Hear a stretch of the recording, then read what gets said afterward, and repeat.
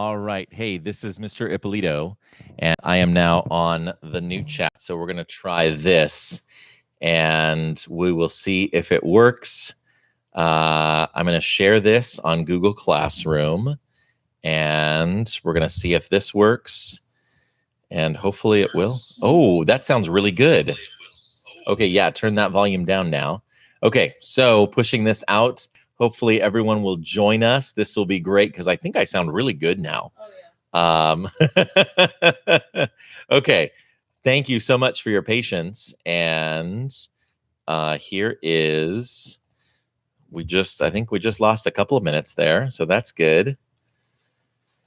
And review with the new microphone. Alrighty, so I can now, let's see, do we have some folks? Hey, we are back in business. And so, okay, so now EGN, whoever you are, Leah and Anne, oh, that's Ethan. So can you hear me now? Leah and Anne and Ethan, can you hear me now? Can you hear me now? Are we good? Yes, good. Okay, good. Yay, that's good news. Okay, so I still have the questions back from the old chat, so I haven't closed this window. So I'm super excited. This is finally working. Okay, and thank you so much to everyone for your patience and for hanging in there. Please now visit here. So I'm typing in the old chat so that people can come and visit us now in the new location. Okay, so okay, so I'm now picking up Shivani. I'm just going back through and Alexa. Okay, so where we left off, I had Alexa asking about question number 1. So question number 1, Alexa, that was all in the roots of American government. And so, and is Alexa, if you're here, give me a little shout out to let me know that you've made it to the other YouTube, this YouTube stream. So I'm going to keep going. The roots of American government, which we studied, it was assignment number 4. That's where we learned all about the ancient, medieval, and Enlightenment influences on American government. That's the roots of American government. So you need to know that ancient Greece gave us direct democracy, and know what direct democracy is. That is directly voting by the people, when the people vote on every law, right?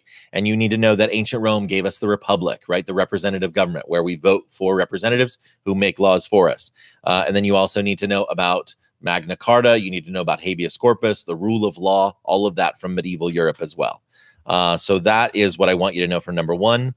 Alexa, you also mentioned number 4, and I've already answered that question. So you can just look back on the other chat, part 1, review part 1, to get the answer to question number 4. And then finally, Alexa asked for rule of law. So rule of law, I'm going to circle that on the back of our review here. That's on the vocab terms.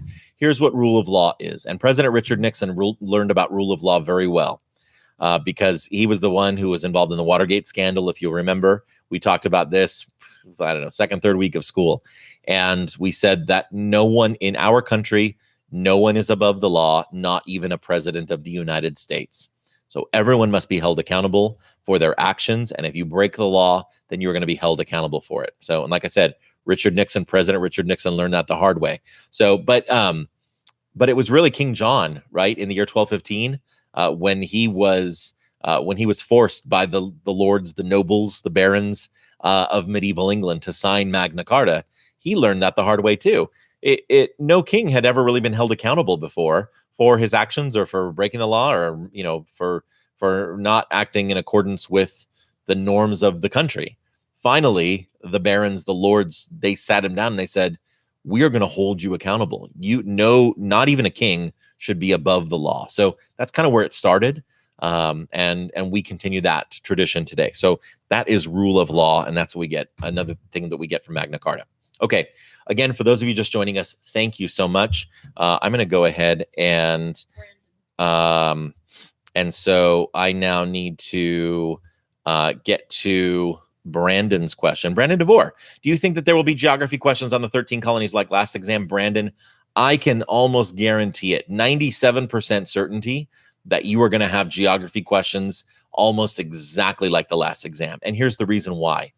I think geography is so important. I think that you should know at least of the 13 colonies, because those 13 colonies are going to come back. Like, it's not just like we learn about the 13 colonies and then we never visit Massachusetts or Pennsylvania or Virginia in our history ever again. Those are going to come back again and again and again. So if you know where Pennsylvania is now, you're going to know it where it is for the Battle of Gettysburg for the Civil War. If you know where Virginia is now, then you know where the capital of the Confederacy was during the Civil War. So these locations are going to come back.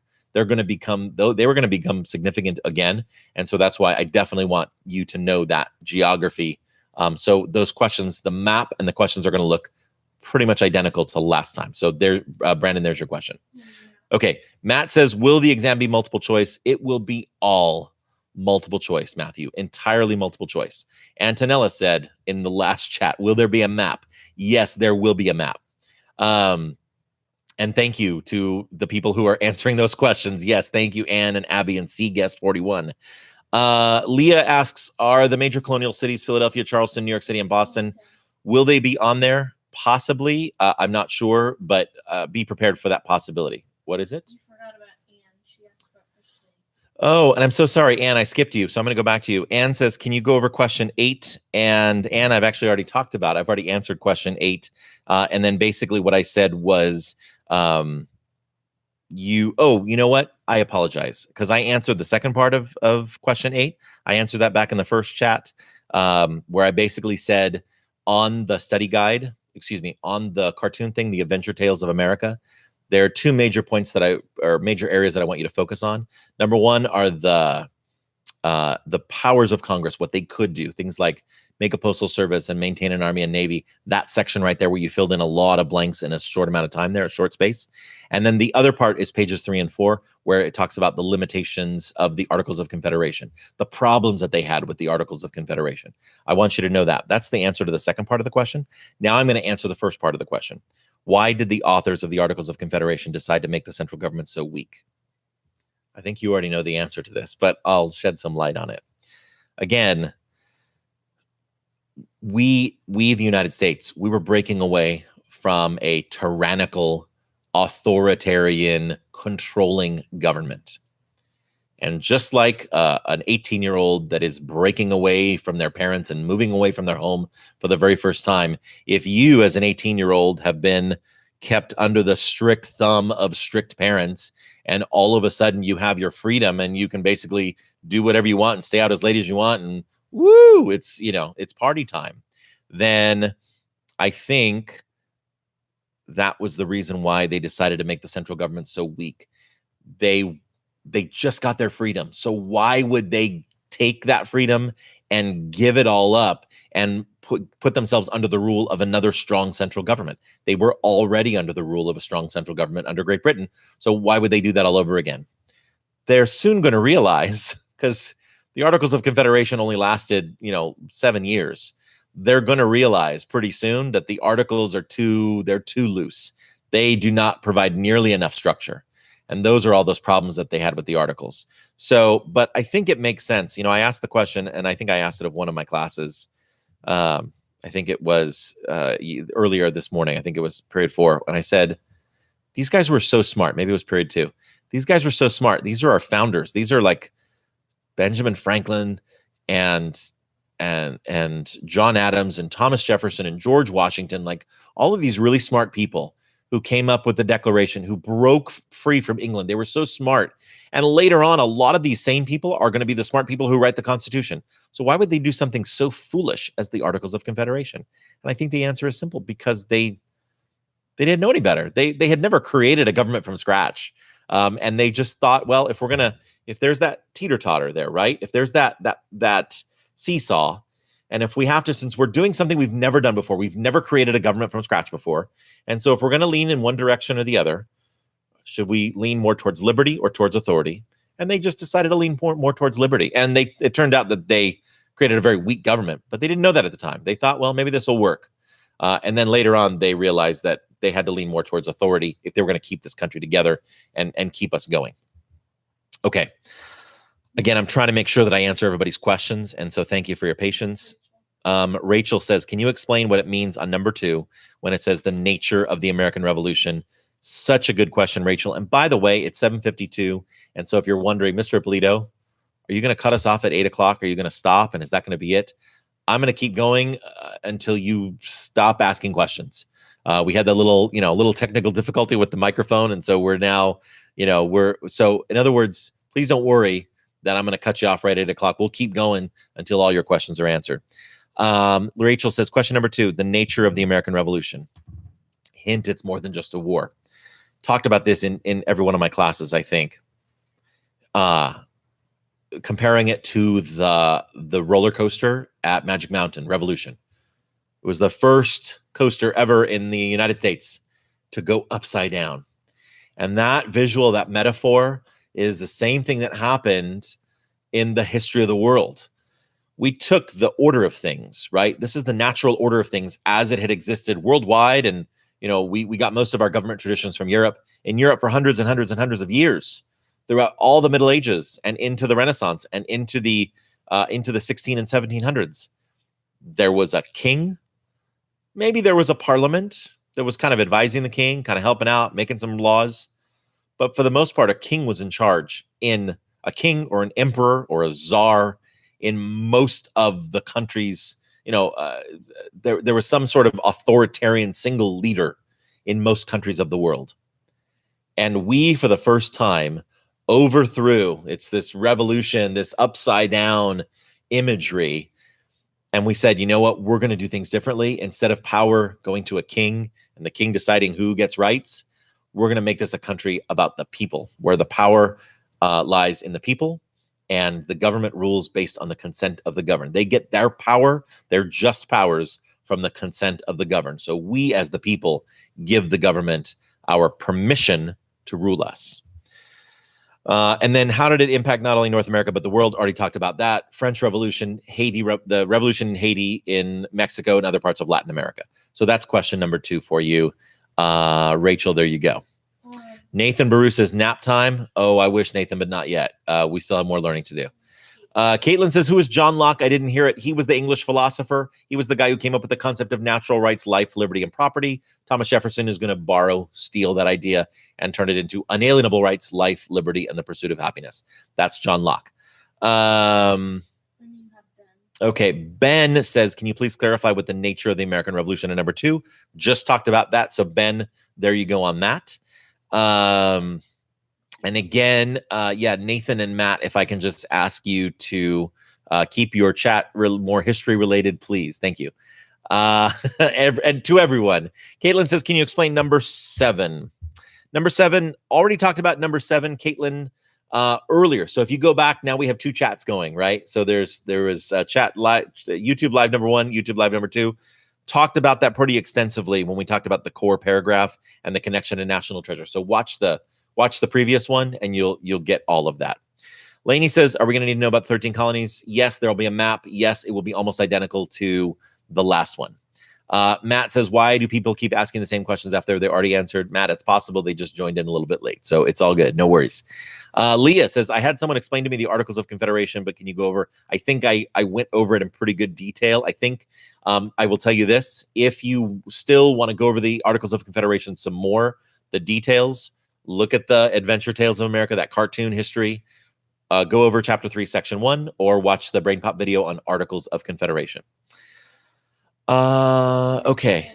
Caitlin says, can you explain number 9? Sure. I haven't talked about number 9 yet, Caitlin. So hello, Caitlin. I will tell you this. Number 9, in case we're not clear, it will be almost identical to the map questions. There will be a map, and it's almost identical to the map questions that you got on the American Roots unit exam 4 or 5 weeks ago.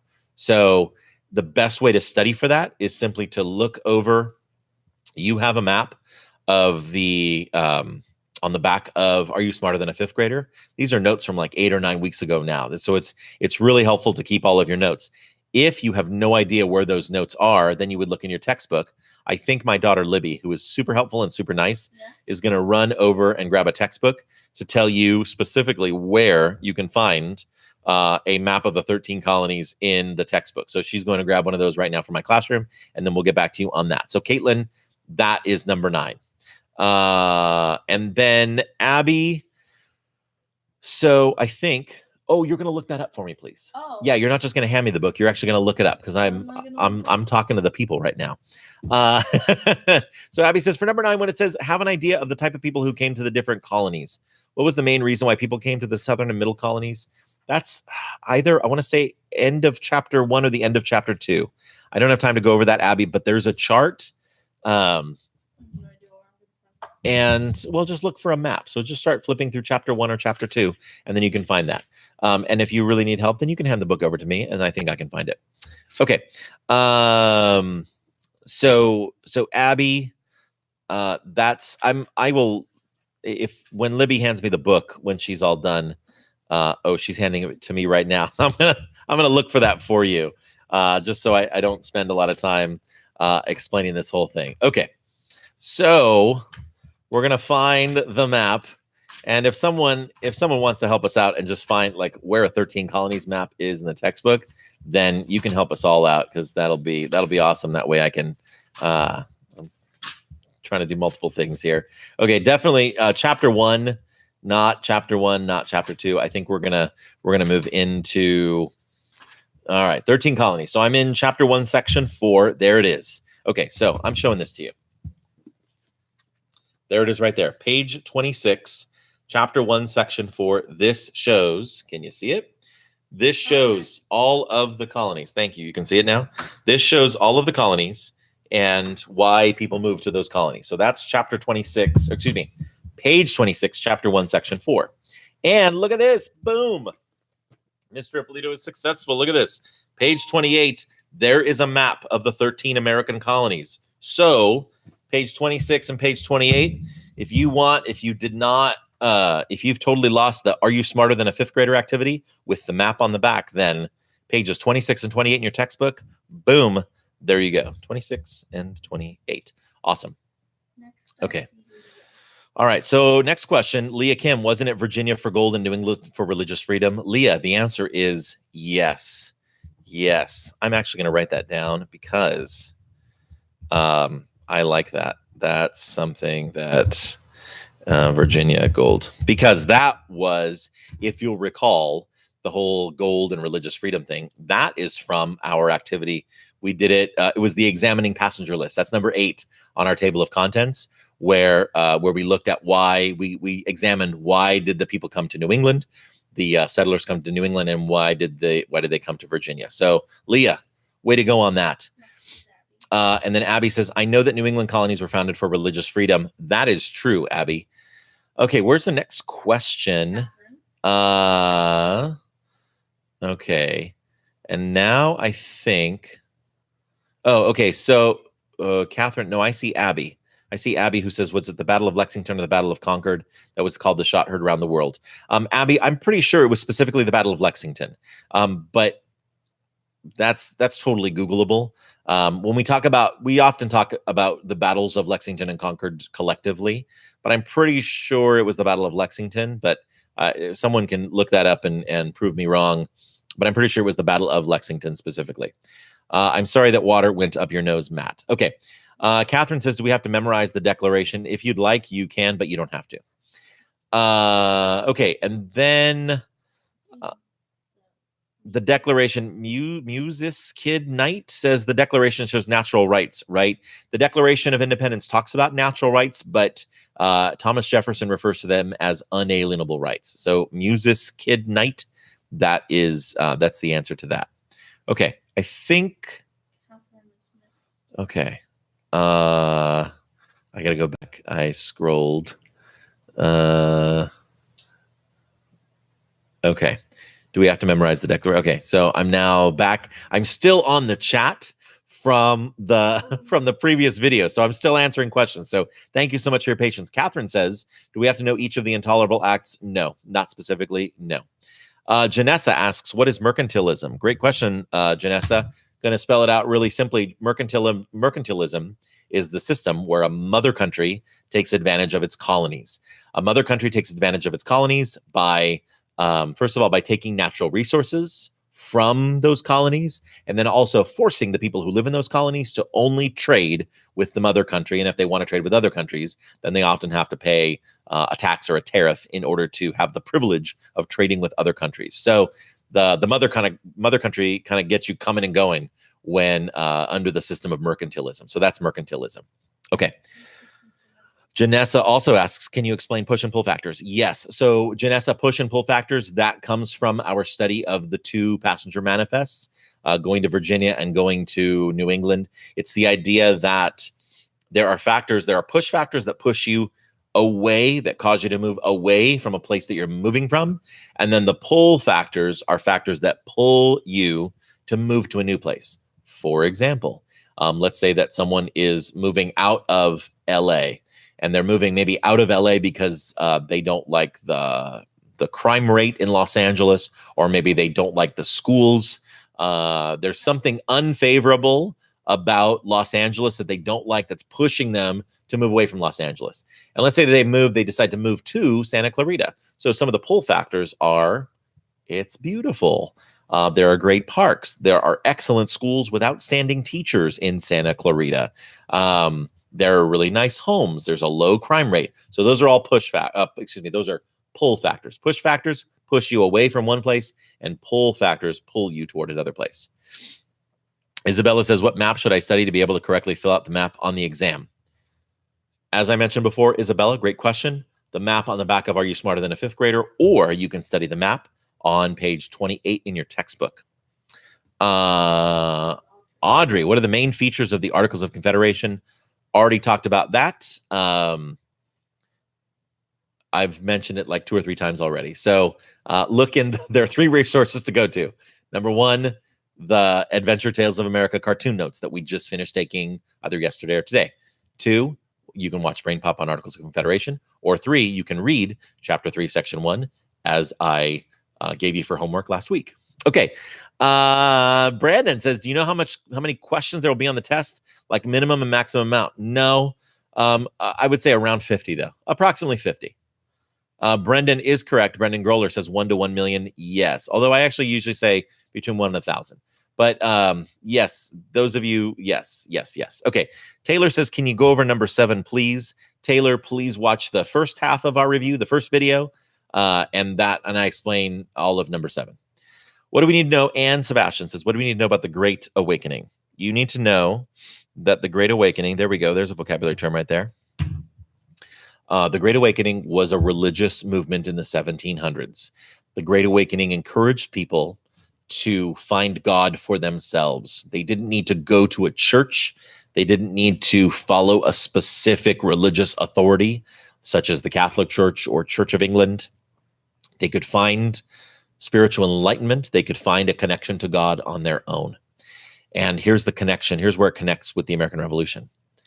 The Great Awakening inspired the American Revolution because people started thinking, if we could worship for ourselves, then perhaps we could also govern for ourselves. That was, it was a reading. We did a reading, and then there was a quiz. I think it was a game show quiz, and I'm not sure what chapter that was, what chapter and section that was, but we talked about George Whitefield. There was a picture. We talked about the cross-eyed preacher, George Whitefield. So that's all the Great Awakening there. So that's the connection to the Great Awakening. Great question, Anne. Still some great questions continuing, so I'm going to keep talking until we're done. Brendan Jones says, can you go over the Battle of Saratoga? Battle of Saratoga, turning point battle of the American Revolution, the Revolutionary War. Turning point means it was going bad for the Americans before the Battle of Saratoga. After the Battle of Saratoga, it was going better for the Americans. Second thing that was important about the Battle of Saratoga is that because it was an American victory, it convinced France that we actually had a fighting chance. And so then they joined our side because they didn't want to join a losing side. They didn't want to spend blood and treasure in order to support a losing cause, right? So, but once they saw that we could actually win and win big, the Battle of Saratoga was a big victory for us.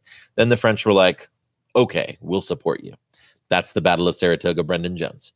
Okay, so this is when the mic starts going bad in the first. So now I'm going through. Yeah.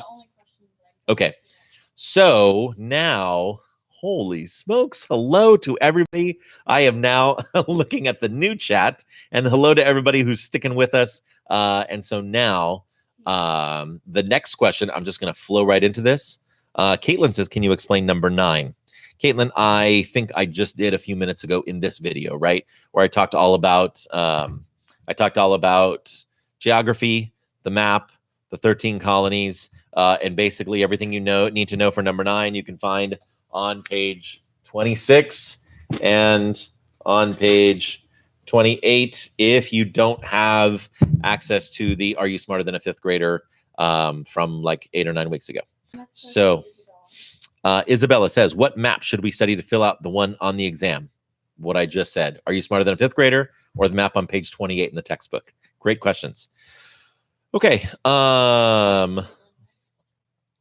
Okay, so I think I'm going to go ahead and we have a couple of users.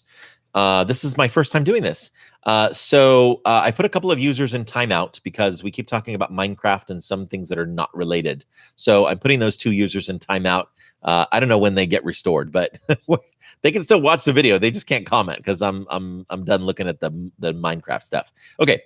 Caitlin says, besides the study guide, will there be anything else for us to study, like a map or anything else? Well, excuse me.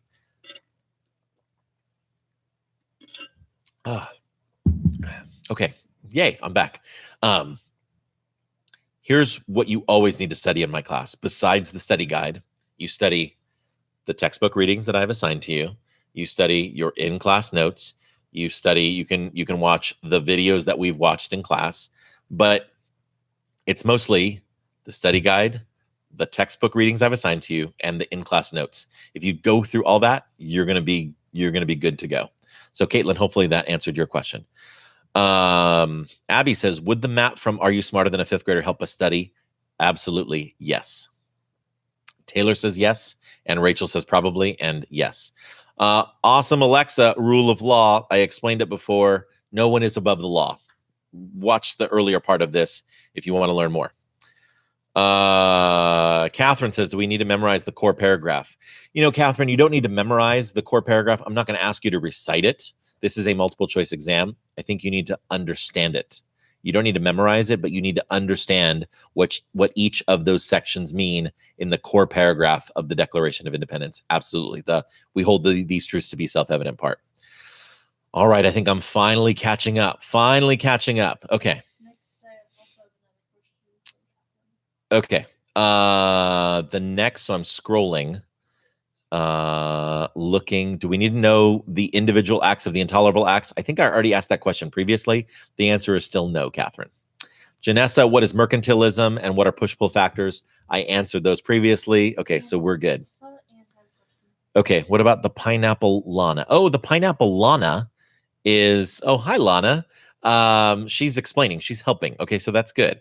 Anne says, hopefully this is answered toward the end, but can you give hints of questions on the test that aren't on the study guide? Here's what I'm going to tell you, Anne, and I'm going to tell this to everybody else who's on this chat, the 29 students that are still with us on this live chat. Here's what I'm going to have you do before you go. I'm going to have you type in a suggested question, right? Like just put in a suggested question or a topic. This is what I really want to see on the exam. If you want to lobby for a particular topic, something you're passionate about, something that you're like, I'm excited, I want to share this knowledge, Mr. Ippolito, then go ahead and you can share that with me. But there's really, like, I'm not trying to have any secrets or surprises. Like, really, when I finish writing I mentioned at the beginning of the last review video, the last YouTube live, I mentioned that the test is half written. So I have to write the other half tonight. So the other half is going to be based on everything we did tonight. I'm going to write it while it's fresh in my mind. So if you have any suggestions, go ahead and put them in the chat right now, because I would love to hear from you, because you're the ones who are still hanging out with me here. Okay. So hopefully that helps a little bit, Anne. Janessa says, can you explain numbers 6 and 1? 1, I've already talked about. That's roots of American government in your notes. And I talked about it earlier. And number 6, what are the phrases consent of the governed? Talked about that. That is from the core paragraph. Consent of the governed means we give the government permission. The people, we the people, give the government permission to rule us. All men are created equal. What is it? What did it mean in 1776? What does it mean today? All men are created equal. This phrase has been used and quoted and talked about and debated for a long, long time. Because what it meant in 1776, I think, and again, I'm not trying to tell you what to think, but I think it meant that all white property owning males over the age of 21, those are the people who could vote. Those were, I think, in Thomas Jefferson's eyes, the people who he thinks were created equal. I also think, however, that this is my connection. We're going really deep right now. This is my connection to the movie Rogue One in the Star Wars saga. Just like in the movie Rogue One, who was Jyn Erso's dad? Galen Erso planted the secret, like the secret to destroy the Death Star, right? I think that Thomas Jefferson did a very similar thing with the Declaration of Independence. Thomas Jefferson hated slavery. We know that because we know that he originally put a whole paragraph in the Declaration of Independence condemning slavery, condemning King George III for tolerating slavery. Thomas Jefferson, to be fair, he was a slave owner, but I believe that he recognized the evils of slavery. So I think that Thomas Jefferson actually planted, by using that phrase, all men are created equal, I think he actually planted like a liberty bomb or a freedom bomb, a detonator within the Declaration of Independence. Let me explain my theory. Because I believe he was a pretty smart guy. And I think he knew that at some point down the road that we were going to get rid of slavery, that we were eventually going to end this horrible, horrible practice of slavery. So I think he included the all men are created equal part with the understanding that the meaning of that was going to expand over time. Because you think about it, and rights were so limited in the 1700s, right? White property owning males over the age of 21. And now we've expanded voting rights. You can now vote when you're 18. Both men and women can vote. Whether you own property or not, you can vote. And so our concept of democracy, our concept of including people within our citizenship has expanded over time. We give more rights over time. So I think that Thomas Jefferson put that there on purpose, understanding that maybe we're not going to solve all of our problems today, but maybe if I plant this all men are created equal idea, this concept in the Declaration, that it will expand in the future to help future generations. That's my theory. Okay. I think I have talked about number 6, what all men are created equal meant back then and what it means today. Okay, Janessa, I was answering your question. Leah, mercantilism, thank you for answering that. Yes. And Isabella says, can someone tell me what map? Oh, we've already talked about the map. Yes, thank you, Brendan. Are you smarter than a 5th grader map? Brendan says, can you explain the Battle of Saratoga? Brendan Jones. One more time, turning point battle of the war, convince the French to fight on our behalf. Talked about it earlier in the YouTube live session. Leah asking, what are the main features of the Articles of Confederation? This question is coming up constantly. I'm not going to go line by line on the features of the articles. I will tell you in the notes, in the Adventure Tales of America cartoon, go over the powers of Congress, boom, boom, boom, all those blanks, blank, blank, blank, blank, blank, and then go over on the 3rd and 4th pages, go over the problems with the Articles of Confederation. That's what I want you to know. Watch Brain Pop or read Chapter 3, Section 1. Okay, I think that's the last time I'm going to talk about Articles of Confederation. Lana says we'll have to know the main battle leaders. No, other than George Washington and General Cornwallis, who surrendered to Washington at the Battle of Yorktown. No, this is not. I don't go over military history and military history. Actually, battles are a 5th grade standard. Battles are not. Battles of the Revolution, not an 8th grade standard. Catherine asked, will there be questions about national treasure on the test? Yes, I put them on the study guide, and I've already talked about them earlier. So yes, refer back to the YouTube live because I talked a lot about national treasure earlier. Taylor says, can you go over number 8? Oh my goodness. Already talked about articles. I'm not going to talk about it again. Esther, what are the most important sections of reading that we read that we may need to know for the test? Okay, so Esther, great question, because I am going now to mrippolito.com and I am looking through and, oh, Okay, so I have 2-4 in here. I also, in my table of contents, I also should have put like the other chapters that I had you read, because I'm almost positive that I had you read chapter 1, section 3, chapter 1, section 4. I think I had you read 2-1, 2-4, and 3-1. So I think those are the readings that you needed. And Esther, for the future, what I'll do is in the table of contents, I'll put like all the readings. That way, when you're going back and studying, you know which sections that we actually read. Because that's a really good point. Yes. So I think 1-3, 1-4, 2-1, 2-4, and 3-1. That's my answer right now. And if somebody else wants to clarify that, you can. All right, I'm almost to the end of our chat here. Anne, okay, so Anne said, oh, Anne's just making a statement. Angela says, do we need to know all the vocabulary? Angela, I don't want to waste your time. So if I give you a vocabulary term, chances are there's a good chance that it's going to be on the exam. So again, I don't want to waste your time making you study a lot of things that I'm not going to ask you about. So I'm not saying I'm going to ask you about every single term, but most of them, if not all of them, you're going to find on the exam. Okay. Jalen says, will this exam boost up my grade for this? If the grade you get on the exam is higher than the grade you have in the class, then yes, Jalen. Alexa asks, I have a question. Can you tell me what is rule of law? No one is above the law. I think I talked about that before. So there you go, Alexa.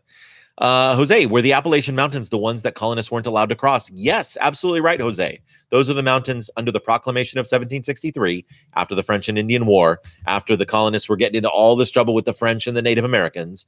The British Parliament and the king said, here's the line. Do not cross this line.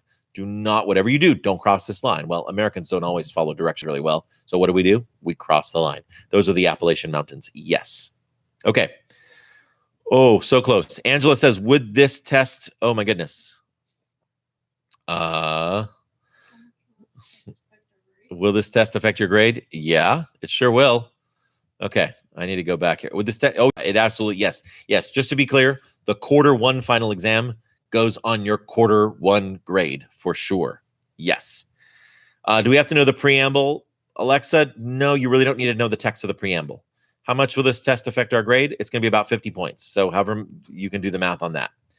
Catherine Sherman says, can you go over the Battle of Yorktown? It was the final battle of the American Revolution. We won and the British surrendered. That's the Battle of Yorktown. Where can I find the Brain Pop video? So Alexa, you're going to log into brainpop.com. You have a username and password, and that's where you can, you have the username and password that we set up earlier a few weeks ago. And so that, Alexa, is where you can find the BrainPop video. You have to log on to brainpop.com and use your own personal login. Okay, Alexa asks, explain. Oh, number 11. I think there is no number 11. So maybe, Alexa, you pressed the 1 twice. So that's number 1. And that's all of that can be found in the Roots of American Government. Question number 1, ancient Greece, ancient Rome, Magna Carta, habeas corpus, rule of law. That's number 1. Alexa, is the test multiple choice? Yes. Janessa, anyone know what the join or die vocab word wants to mean? I know what it wants to mean because I wrote it. I didn't make the original cartoon. That was Benjamin Franklin. So join or die is the picture of the snake, right? He originally created the cartoon, the political cartoon for the French and Indian War, but later he republished it for the American Revolution. It's basically the idea that we need to stick together. We need to join or we will die. Benjamin Franklin said, we must all hang together, or most assuredly, we will all hang separately. In other words, we got to stick together, we got to work together, or we will be hung and executed as traitors to the British crown. So that's join or die. That's the significance of join or die. And join or die was one of the contributing factors you learned about when we did our gallery walk around this classroom. The join or die cartoon was one of the contributing factors in pushing us a little bit closer to the American Revolution. Okay. I'm looking for another question. Oh, Alexa says, can you explain the Battle of Yorktown? I just did. Yep.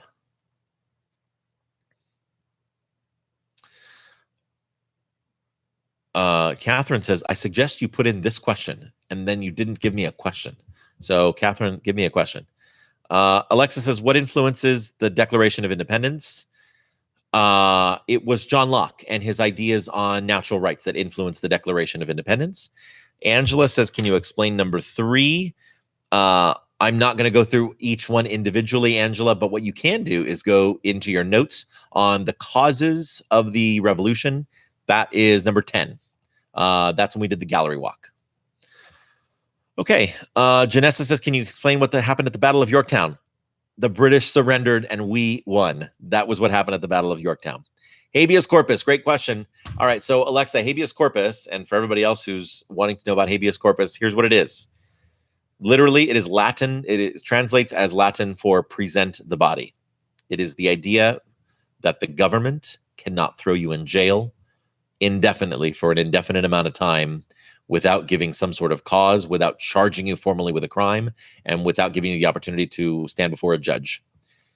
King John, during the Middle Ages in England, was taking away their habeas corpus right, people's habeas corpus rights, and they were sitting in jail for weeks or months or years without ever being charged with a crime. This still happens in other countries still today. Oppressive countries like in China, where they will arrest you and they will just detain you and throw you in jail and not give you due process rights. This YouTube live might be banned in China for me saying that, but I'll take that risk. There are still other countries today that don't give you those due process rights. We do. We were inspired by Magna Carta because the barons who forced King John to sign that said, one of the things you need to do, one of the things the government needs to do is start protecting our habeas corpus rights. If the government wants to throw us in jail, then we need to know why we're being thrown in jail, and we need to be put on a timetable for having justice served, for getting our due process rights. Today in the United States, your habeas corpus rights are 48 hours. The police have 48 hours to detain you before you are formally charged and you get a chance to go before a judge to put in a plea, a guilty or not guilty plea. Okay, what's the next question? Okay, Alexa asks, I've just lost my questions. Push and pull factors, is that the one? No. Do you have to know any dates? July 4th, 1776. That's the date I want you to know. July 4th, 1776 is the most important date in American history because it's the date we got our independence. Push-pull factors, already spent a lot of time talking about push-pull factors. The test is a Google form. Yes. Yes. The test is a Google form. Yes, 100% Google form. Angela says, what are all the readings from the textbook? I just talked about that earlier. Lana, test is Google form and push-pull factors. Yes, thank you, Lana. Thank you, Lana. Lana, I would also add, I think 1.3 and 1.4. I think were also chapters that we looked over, that we read in the book. Leah says, will we start the test right away, or will we have time to study a little bit? Leah, if you had any time to study at the beginning of class, it would be very little. It would be maybe, I don't know, 5 minutes or so. Not very long. Lucas says, can you explain war of attrition? I did earlier, just to sum up, a war of attrition is when you fight until the other side gives up. I explained it a lot in the first. You go back to part 1 of our review video and you can see that. Lainey says, for the join or die picture, are we going to need to know every letter on the snake? Oh, I never thought of doing that. No, you won't need to. Taylor, liberty versus authority. Yeah, I went over it in a lot of detail, Taylor. So go back and watch the first video. It's all in there. Sorry about that, Taylor. Thank you. Good question, though. Janessa asks, what is a mercenary? There's another vocab term. A mercenary is a soldier for hire, someone who is not from that country, someone who just fights just for a paycheck. The German Hessians from the region of Hesse in Germany, the Hessians, from the Germans, were mercenaries who fought on behalf of the British Army during the Revolutionary War. So I even used it in a sentence. Look at me. Leah, do we need to know what the join or die picture looks like? You just need to know the significance of it. I don't know exactly how I'm going to put it into question yet, but just know the importance of it. Catherine says, why is John Hancock's signature so large? So that foolish King George III can read the signature without his glasses on. That's the answer to yours, Catherine. Luca, what is the translation of the French thing on the throne? We talked about this a long time ago. First video. Dieu et mon droit, God and my right. It's all about divine right of kings. Watch the first half of the video, part 1. Are there retakes? No, it's a final exam. No, absolutely no retakes. Everything else, yes. On the final exam, no. Thank you. Do we have any other questions? Alexa asks limited government. And Anne and Lana are doing a good job. Thank you. Yes, Anne and Lana, your answer is good. So limited government, it's basically says that government can't just do whatever it wants. Government needs to have limits put on it. The concept of limited government began with with Magna Carta back in the year 1215, and we are still discussing it still to this very day. If you go to foxnews.com or cnn.com, you look at the news, CBS News, MSNBC, you watch the news or read the news, you can see that we are still debating the concept of limited government. How much power should the president have? Should the government have? The government in general? To what extent should the government get involved in other countries? To what extent should we have military involvement in other countries? Oh my gosh, we're still debating limited government to this very day. Great question. Are you going to add a bonus? Also, is habeas corpus a Latin word? I may add a bonus. I'm not sure. Is habeas corpus a Latin word? Yes, it translates to present the body. Talked about that just about 10 minutes ago. Leah asked, will there be a bonus question? Maybe. Yes. Okay, so the time now is 8:28. It looks like our 7 p.m. to 8 p.m. review is going to be a 7 p.m. to 8:30 p.m. review with a little bit of a technical interruption there. We still got 24 people hanging out with us on our part 2 of the video chat, so thanks for hanging with us. I'm going to just stick around just to make sure that there are no other questions. I have been circling, and I have circled that between the first half and the second half of the video that I answered, or I talked about, I didn't always give full answers because that's why you're in class. And that's why you have notes in a textbook. But I pretty much, even if I didn't answer all 9 of these questions, I told you exactly where to find the information for all 9 of these questions. And I circled 1, 2, 3, 4, 5, 6, 7, 8, 9, 10, 11, 12 vocabulary terms. Luca. Oh, let's go back. What's individual rights? Just talked about that 5 minutes ago, Alexa. Luca says, I know the southern colonies' economy was made up of slaves and the New England colonies were to break away from the church. What was the purpose of the middle colonies? To grow crops. No, to basically trade and religious and political freedom. To find out why all of the people who moved to the colonies, you can check out page 26 in the textbook. It's right here, page 26 in the textbook. So you can go over that. We talked about it when we reviewed for the American Roots unit exam, and we're talking about it again for the final exam, page 26. That's a good, I don't refer people a lot to specific pages. So when I do, it makes sense. You should look at the page. Okay, Janessa asks, Proclamation of 1763. It was the law that was passed by Parliament and signed by King George III in 1763 that basically told the American colonists, here's the line, the Appalachian Mountains. Do not cross this line. You're a bunch of troublemakers. We had to fight a war for you, the French and Indian War. And so now we don't want you crossing over this line. We don't want you settling over this line. Do not cross these mountains. Do not tangle with the French. Do not tangle with the Native Americans. And what do? We did it anyway. So we were troublemakers. Our nation began as we were a nation of troublemakers and rabble rousers and rebels.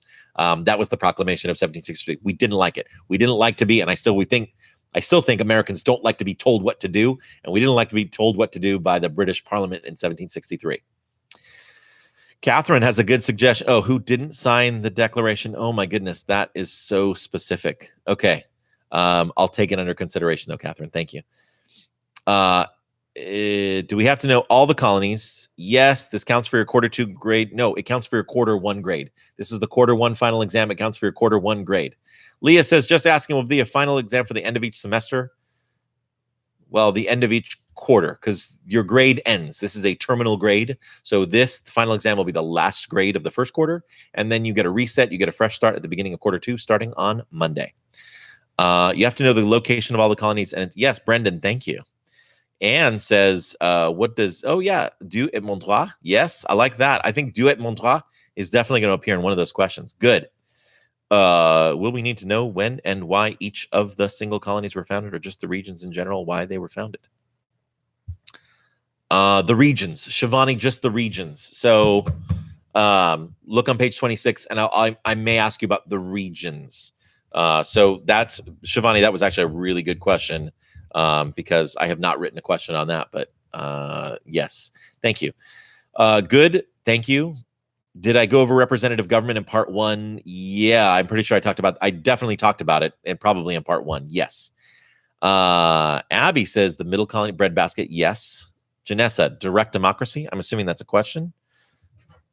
Janessa, direct democracy is when people vote directly on laws. We don't do that in the United States today. They did it back in ancient Greece. That's where we got the idea from. We do it. We do practice direct democracy to a certain extent. We have a mix of representative government and direct democracy here in California because our lawmakers, most of our laws are made by our legislators in Sacramento, the California State Legislature, but we can also make laws for ourselves. Those are called propositions. And so that is a form of direct democracy. So we don't have direct democracy for the United States, but we do have a form of direct democracy, the ballot initiative system or the proposition system in the state of California. Many other states have that as well.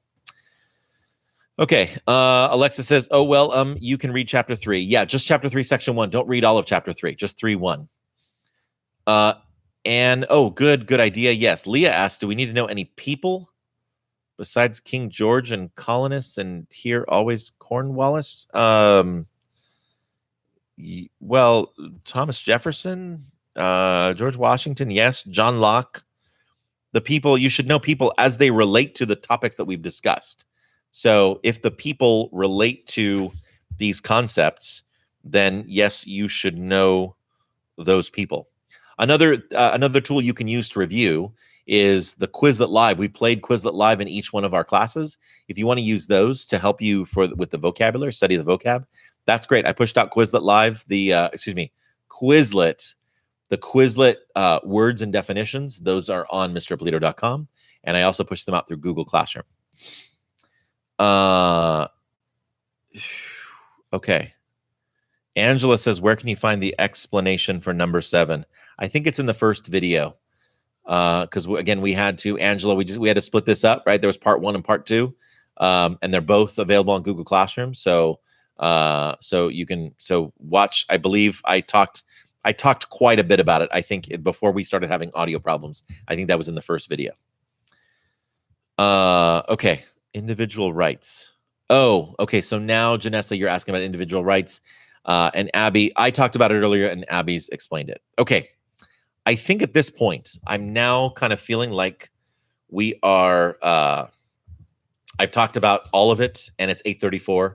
And I think some people want to either get to bed or get to individual study.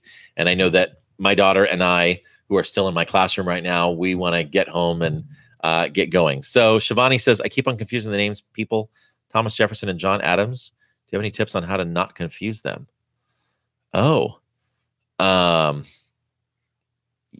Yeah, Thomas Jefferson is the more important.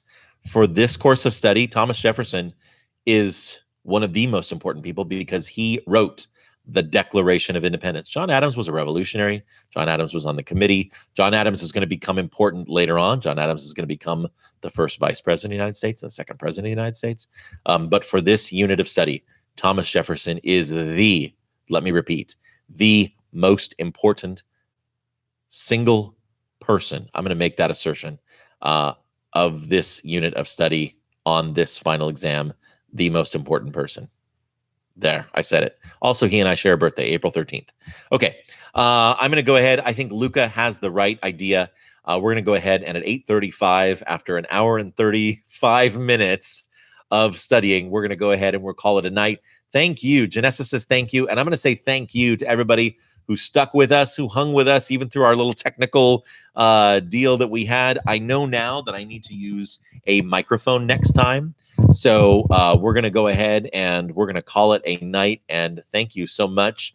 Thank you for joining us. Thank you, Chloe, Lana, Shivani, and Janessa, Alexa, Abby, Luca. I'll give you one more. Shivani, and I think now I'm just repeating people. There's my daughter, Angela. Thank you.